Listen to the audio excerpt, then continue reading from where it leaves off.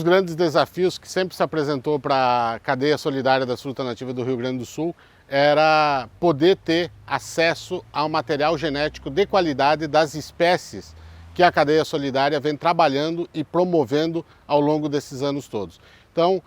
através desse desafio é que nos últimos anos começamos um trabalho de organização de uma rede de resgate, multiplicação e distribuição de material genético. Isso contou com o mapeamento de matrizes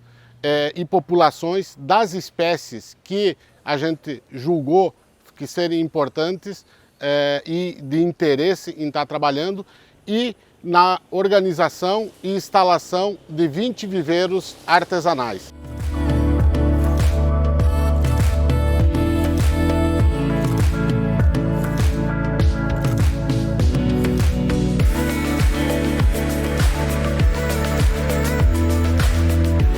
O acompanhamento técnico aos viveiros, esse é um ponto importante, né? Esse acompanhamento técnico, quem tem a responsabilidade são as organizações de acompanhamento técnico, de assessoria, no caso o CETAP, o Centro Ecológico, a rede, e vão monitorando e levantando as informações do material genético que esses viveiros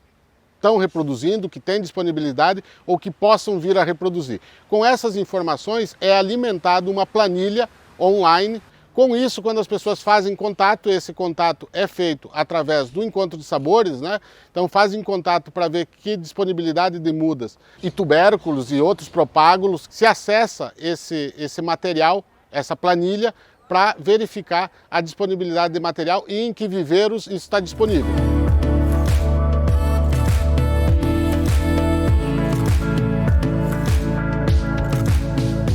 Aqui em Passo Fundo, nós montamos o que a gente chama de um viveiro central, que ele tem a função de operar muito mais como um espaço, como um entreposto para facilitar o fluxo desse material genético que se encontra nesse conjunto de 20 viveiros espalhados nas diferentes regiões do estado que compõem a cadeia solidária. Esse espaço está alocado aqui em Passo Fundo, junto à Central de Processamento e Comercialização da Cadeia Solidária das Frutas Nativas, papel desempenhado pelo empreendimento Encontro de Sabores, juntamente na área do CETAP aqui, se associou nesse espaço por ser em Passo Fundo hoje, a central da cadeia solidária, a central de distribuição, também está gestando esse processo dos fluxos de distribuição do material genético associado às mesmas logísticas de distribuição e comercialização dos produtos das frutas nativas como um todo. Ou seja, otimizando o nosso processo de distribuição de produtos, agora também com a distribuição desse material genético que se traduz especialmente nas mudas das nossas espécies nativas.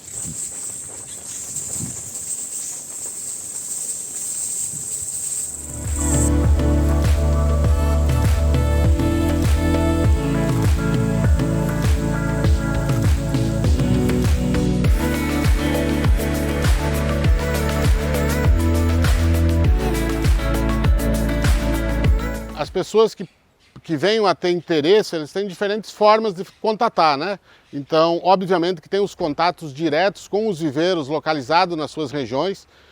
A gente sempre orienta aqui que um ponto de apoio, de contato importante são as entidades de assessoria nas regiões, os técnicos, porque tem essas informações, então pode fazer contato direto com as entidades de assessoria pertencentes à cadeia solidária em cada região ou diretamente na central de comercialização e processamento, que é o Encontro de Sabores, que gesta esse fluxo como um todo. Esse desenho todo pensado, né, de um espaço centralizado que aglutina, digamos, informações e produtos e material, no caso aqui se referindo à questão das mudas das nossas espécies, é uma lógica muito importante e ela é a base metodológica da cadeia solidária como um todo. Porque além da gente facilitar e potencializar as nossas logísticas de fluxo de produto, ele gesta oportunidades. O que a gente está querendo dizer com essa gestão de oportunidades? Quando nos chega uma demanda de uma determinada quantidade de mudas, por exemplo, 150 mudas de uvaia, que pode chegar uma demanda aqui, a gente tem condições de ver qual que é o viveiro mais interessante nesse momento de estar fornecendo essas mudas. Um caso concreto é, por exemplo, eu posso ter tido um viveiro que forneceu 500, 600 mudas de uvaia no mês passado e que agora é interessante eu repassar essa demanda para um outro viveiro, ou seja, ir gestando a oportunidade para que todos possam comercializar e participando ativamente desse processo quanto cadeia solidária. Essa é uma lógica básica, é um princípio metodológico da cadeia solidária, da gestão dos fluxos e das oportunidades a partir de fixos, né, ou de empreendimentos, ou de iniciativas que centralizem, de certa forma, esse processo para nós ter, de fato, uma relação de complementariedade e interdependência entre os diferentes atores, independente do papel e dos produtos que eles estejam trabalhando. E essa mesma lógica a gente também estabeleceu e está implementando do que se refere à rede de resgate, multiplicação e distribuição de material genético.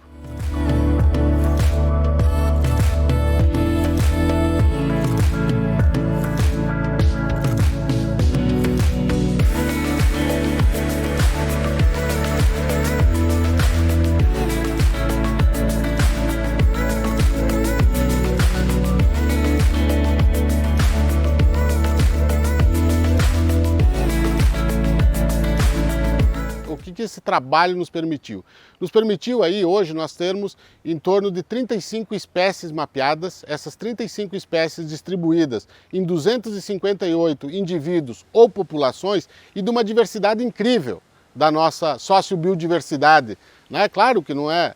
toda a nossa sociobiodiversidade porque ela é enorme, mas uma representatividade interessante do que a cadeia solidária das frutas nativas se predispõe a trabalhar. Desde espécies arbóreas, né? Mas também de espécies, outras espécies que não são arbóreas, são de ambientes campestres, são dos campos, são das áreas de potreiro, como nós temos mapeado aí as amoras brancas, que é a Rubus imperialis, a amora preta, a Rubus brasiliensis,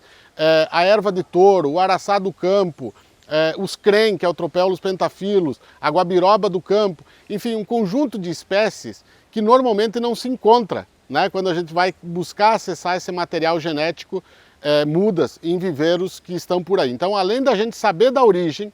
das espécies que a gente também ir colocando dentro dos nossos sistemas de cultivo, as agrofloresta, a restauração da nascente, as recuperações dos potreiros, é também de algumas espécies que estão esquecidas. E isso proporciona não só a inclusão de espécies, mas também de segmentos e características de famílias agricultoras distintas. Não é só quem tem o butiá, só quem tem a guabiroba, é também quem está lidando com outros ambientes, né? Que são os campos, que são os potreiros, que são as costas de banhado, que são as restingas. Então, também aumenta a diversidade de perfis e características de famílias agricultoras, extrativistas e comunidades tradicionais envolvidas no trabalho como um todo. E vejo como um grande potencial ainda, né, ou uma grande possibilidade nisso, é de como que a cadeia solidária vai fazendo com que esse trabalho se torne, inclusive, mais conhecido para fora da própria cadeia solidária, no sentido de estabelecermos parcerias com outras iniciativas, sejam outras redes de restauração ecológica, redes de sistemas agroflorestais, iniciativas que promovam a sociobiodiversidade como um todo, para virem buscar e fazer parceria com a cadeia solidária, porque o grande desafio que se tem das iniciativas inovadoras não necessariamente é criar elas, pensar elas no seu início, mas sim dar continuidade. Então, se a gente teve esses 18 meses implantando e fazendo todo esse trabalho e mapeamento e implantação de viveiros, mapeamento de matrizes, a necessidade agora é dar continuidade. E a continuidade disso também se refere em fazer com que tenha fluxo comercial desses produtos, dessas espécies que estão presentes nos viveiros.